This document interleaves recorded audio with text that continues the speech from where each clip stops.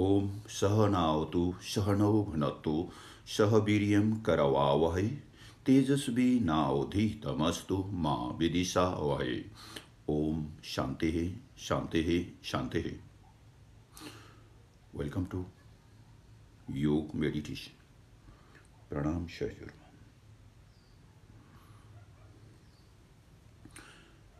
ब्रह्मचर्य ध्यान, यसको ज्ञान सम्पूर्ण मानव हुनु अनिवार्य छ। हाम्रा पूर्वज ऋषिमुनिहरूले आजीवन यही ब्रह्मचर्यकै साधना गरेर त्यो परब्रह्म परमात्मालाई प्राप्त गर्नुभएको हो। आज ती महान ऋषिहरू आकाशमण्डलमा परम ज्योतिको स्वरूपमा हामी दर्शन गर्दछौँ।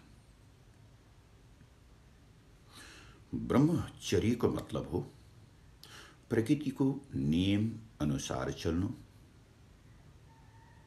हाम्रा जति पनि ज्ञानेन्द्रिय, कर्मेन्द्रिय, अन्तस्करण, प्राणहरू छन्, सबै ब्रह्ममा समर्पित गरिदिनु र ब्रह्मको कला अनुसार जिउनु नै ब्रह्मचर्य जीवन हो। यो अति नै उत्तम जीवन हो। यो सम्पूर्ण मानवको लागि अनिवार्य छ। यसको ज्ञान, यसको साधना गर्नु नै पर्दछ।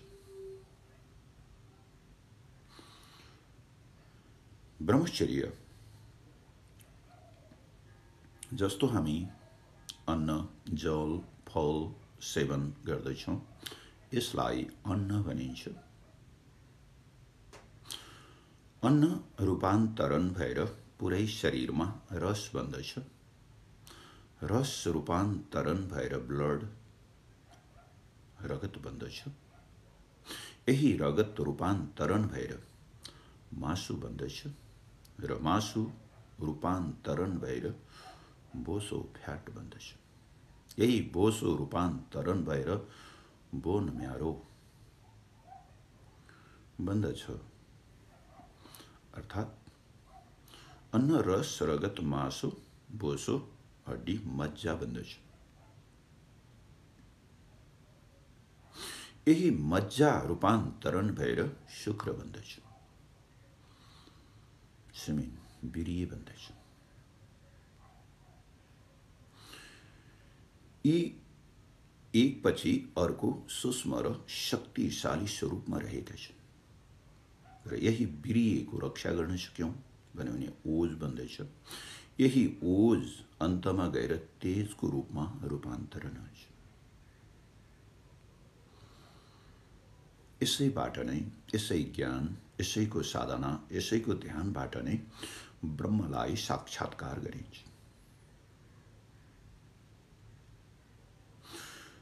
जुन पुरुषमा वीर्य, ओज, तेज रहेको छ, त्यस पुरुषलाई चरित्रवान पुरुष मानिन्छ। हाम्रा जति पनि महान पुरुषहरू छन्, उनीहरूले यसैको धारणा, पालना, ज्ञान, साधना गरेर नै महान पुरुष भएका हुन्। ब्रह्मचर्य हामीलाई ज्ञान हो। अन्नबाट रस, रगत, मासु, बोसो, हड्डी, मज्जा, वीर्य बन्दछ। यो जुन हाम्रो वीर्य छ, यो हड्डीको भित्र रहेको हुन्छ। कति पावरफुल होला, हड्डी कति शक्तिशाली छ, कडा छ, त्यसबाट निर्मित वीर्य कति शक्तिशाली होला। हामी एकछिन ध्यान गरौँ। पुरै हड्डीहरूको भित्र प्रवेश गरौँ। यहाँ पहिला बोन म्यारोको ध्यान गर्न सकिन्छ र त्यसपश्चात यसैको रूपान्तरण, विकसित स्वरूप सिमेन हो, शुक्र हो। शुक्रको ध्यान गरौँ। वीर्यवान भएको ध्यान गरौँ।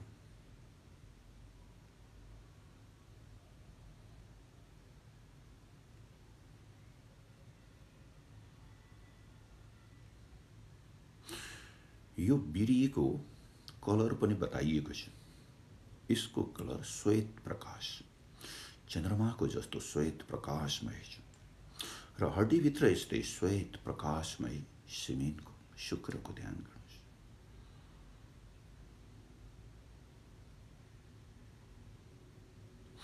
मातृहरूको भने जुन रज छ यसको कलर भने सिम्बिर्क जस्तो रातो, अत्यन्त सुन्दर रातो रङको छ।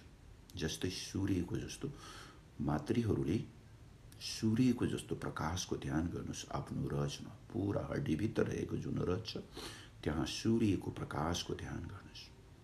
लाल वर्ण, बिहानको सूर्य कस्तो हुनुहुन्छ? लाल वर्ण, सूर्यको ध्यान गर्नुहोस्। यसबाट के हुन्छ?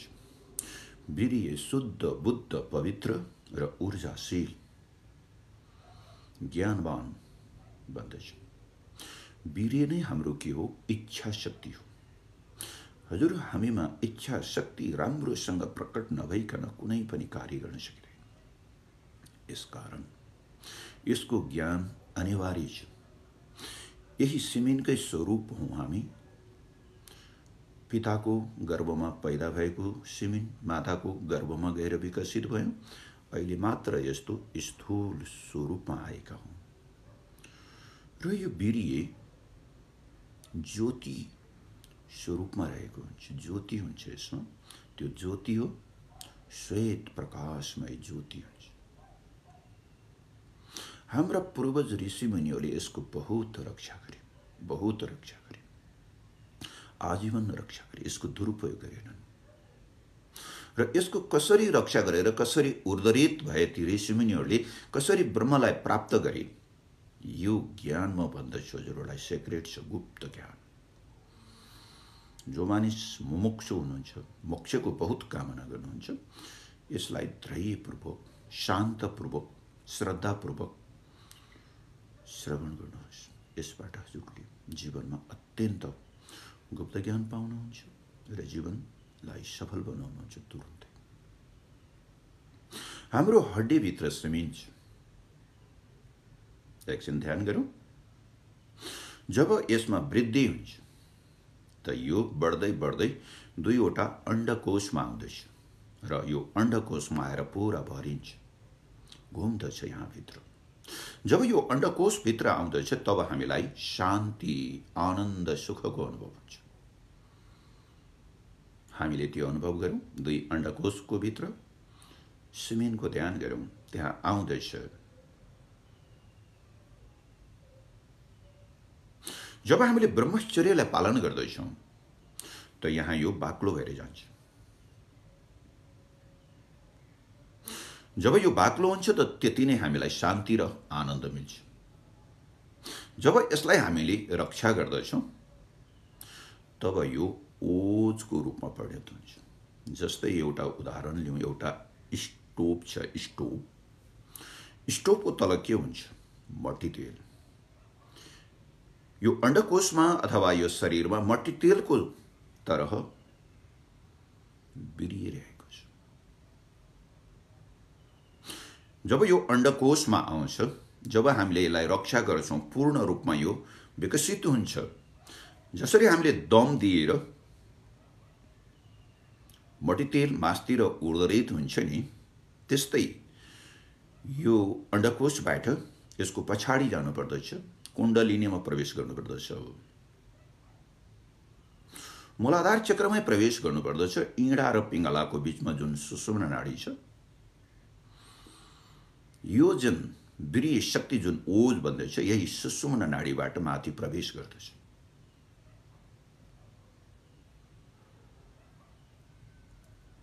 ज्योतिको रूपमा, ओजको रूपमा। एकचोटि यहाँ ध्यान गरौँ। र यसको विशेष केन्द्र भनेको स्वादिष्ठान चक्रमा पनि पर्दछ र स्वादिष्ठान चक्रमा पनि इँडा पिङ्गलाको बीचमा सुषुम्ना नाडीमा ध्यान गरौँ। जब यो ऊर्जा यो स्वादिष्ठान चक्रमा प्रवेश गर्छ तब यो पश्चिमको तरह प्रवाहित हुन्छ, उत्तेजित हुन्छ। र मानिसले यसको के गर्छन्? दुरुपयोग गर्छन्। र ब्रह्म ऊर्जालाई बाहिर फ्याँकिदिन्छ।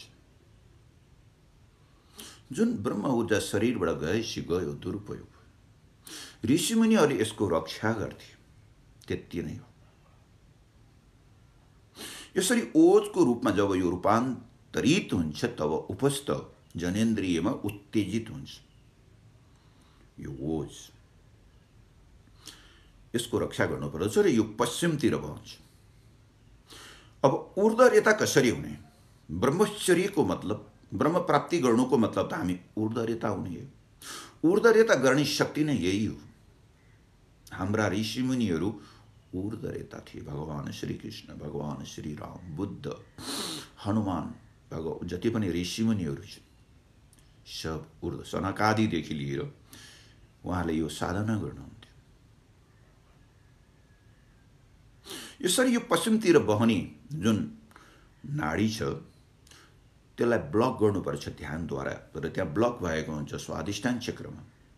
इँडा पिङ्गलाको बीचमा ध्यान गर्नुहोस्, सुषुम्ना नाडीको यो जुन ओजको रूपमा ऊर्ध्वरित भएर आएको जुन ब्रह्म ऊर्जा छ, यसलाई यसरी ध्यान गर्नाले यहाँ जो बन्द भएको जुन गेट छ, ढोका छ, त्यो खुल्दछ। जब यहाँबाट यो खुलेको स्वत नै हामीलाई अनुभव हुन्छ। यति शान्ति, यति आनन्दको अनुभव हुन्छ कि त्यो हाम्रो शरीरमा आजसम्म घटित भएकै छैन। यो चक्रमा हजुरहरूले ध्यान गर्नुहोस्, ऊर्ध्वरेता हुनुहुन्छ भने। यो त ओज भयो। यहाँ के आइरहेछ? ओज। यो ओज यहाँ आएर तुरुन्तै मासतिर ऊर्ध्वरित हुँदैन। यसलाई पनि यहाँ स्थिर गर्नुपर्दछ। जसरी हामीले सिमेन्टलाई, बिरेलाई स्थिर गरिसकेपछि ओज बन्दैछ, त्यो ओज माथि आउँछ स्वाधिष्ठान चक्रमा। फेरि यो ओज पूर्ण विकसित हुन्छ। यदि यो पश्चिमतिर बगेकोलाई हामीले दुरुपयोग गर्यौँ भने ओज गयो बाहिर, मिसयुज भयो, गलत काम गरियौँ हामीले, निकै ठुलो गलत काम गर्यौँ, ब्रह्म ऊर्जाको नै ह्रास गर्यौँ, ब्रह्म ऊर्जाको नै अवहेलन गर्यौँ, पाप गर्यौँ हामीले। यसरी बुद्ध छन् साधकहरूले। र जब यो ओज पूर्ण रूपमा विकसित हुन्छ तब यो सुषुम्ना नाडीबाट फेरि मासतिर ऊर्ध्वरित तेजको रूपमा हुन्छ। यसले अर्को रूप लिन्छ, तेजको रूप। अब आउनुहोस् मणिपुर चक्रमा। मणिपुर चक्रमा पनि इँडा पिङ्गलाको बीचमा यो ब्रह्म ऊर्जाको ध्यान गर्नुहोस् र यहाँबाट ऊर्ध्वरित गर्नुहोस्। यहाँ त तेज पुञ्जै छ, यहाँ त अग्निज्योति छ। त्योसँग एकाकार गर्दै मासतिर ऊर्ध्वरित हुनुहोस्। जीवन क्या है? ऊर्ध्वरित हुन। यदि ध्यान, योग, प्राणायाम चाहिएको छ, अध्यात्मको खोज छ भने यसैमा लाग्नुपर्छ। अन्य मार्गबाट सम्भव छैन। जब यो मणिपुर चक्रबाट यो ब्रह्म ऊर्जा तेजको रूपमा अनाहत चक्रमा आउँछ, यहाँ ध्यान गर्नुहोस्। यहाँ के छ? प्राण छ। प्राणको साथमा एकाकार गर्नुहोस् र यहाँबाट पनि सुषुम्ना नाडीमा भित्र प्रवेश गराउनुहोस्। बहुत आनन्द आउँछ, बहुत शान्ति मिल्छ। जीवनमा बहुत शान्ति, बहुत आनन्द। यही आनन्द नै आफ्नो पति हो, यही आनन्द नै आफ्नो पत्नी हो। हामी पति पत्नीको कुरा गर्छौँ। जब हाम्रो शरीरमा आनन्द छ त यही नै पति हो, यही नै पत्नी हो। यसरी हामीले बुझ्नु पर्दछ। अध्यात्म पति पत्नी भनेको आनन्द तत्त्व, शान्ति तत्त्व, सुख तत्त्व। तर यसको रक्षा गर्न पर्दछ। जब यो अनाहत चक्रबाट माथि आउँछ फेरि विशुद्ध चक्रमा धारणा गर्नुहोस्, ऊर्ध्वरित हुनुहोस्। इँडा पिङ्गलाको बीचमा श्वेत प्रकाशको ध्यान गर्नुहोस्। यहाँ उदान प्राण रहेको छ। उदान प्राणलाई पनि यसमा चाहिँ मिलाउनुहोस्, योग गर्नुहोस्। र अब जानुहोस् थर्ड आईमा। यहाँ पनि इँडा पिङ्गलाको बीचमा यस ब्रह्म ऊर्जा तेजको ध्यान गर्नुहोस्। तेज स्वरूप। यहाँ कस्तो ध्यान गर्नुपर्छ? तेज। यो आज्ञा चक्रमा, यही मूलाधार चक्रबाट वीर्य, ओज र तेजको रूपमा यहाँ प्रवेश गर्दैछ थर्ड आईमा। यही तेज नै भगवान शिवको त्रिनेत्र हो। त्रिनेत्र, प्रभु शिवका त्रिनेत्र। ध्यान गरौँ थर्ड आईमा तेजको। अंगुष्ठको आकारमा गोलकार रूपमा ज्ञान चक्षुले ध्यान गर्नुहोस् थर्ड आईमा तेज तत्त्वको। आनन्दमा प्रवेश गर्नुहोस्, बहुत आनन्द।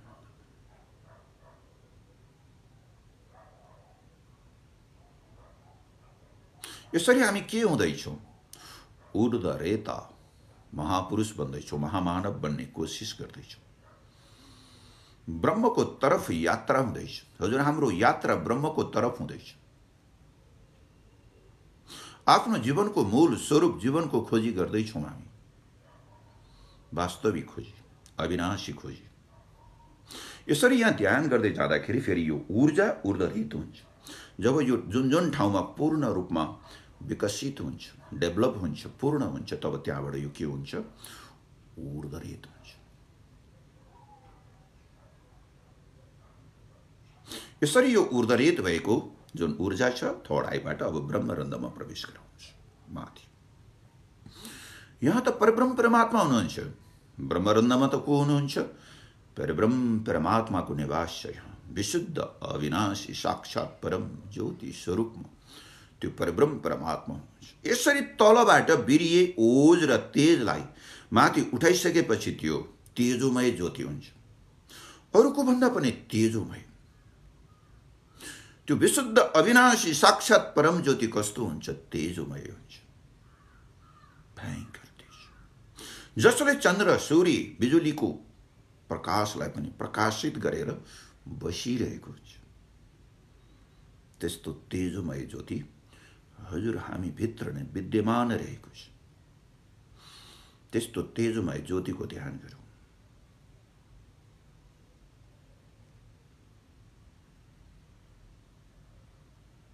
यसरी वीर्यलाई धारणा गर्दाखेरि इच्छा शक्तिको वृद्धि हुन्छ। जब वीर्य ओजको रूपमा परिणत हुन्छ, यो ज्ञान शक्तिको रूपमा वृद्धि हुन्छ। जब यो तेजको रूपमा परिणत हुन्छ, यो कर्म शक्तिको रूपमा परिणत हुन्छ। हामीमा तीन शक्ति हुनुपर्छ: इच्छा शक्ति, ज्ञान शक्ति, कर्म शक्ति। त्यही व्यक्तिले नै महान कार्य गर्न सक्छ।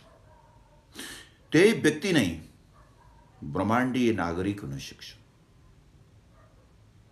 यसले गर्दाखेरि यी तीन तत्त्वहरूलाई वीर्य, ओज र तेजलाई चरित्र भनिन्छ। हामी भन्छौँ नि, चरित्रलाई धारणा गर बाबु, चरित्रशील बन, चरित्रलाई धारणा गरे भनेको यही हो। यसरी राम्रोसँग बुझ्नुपर्दछ।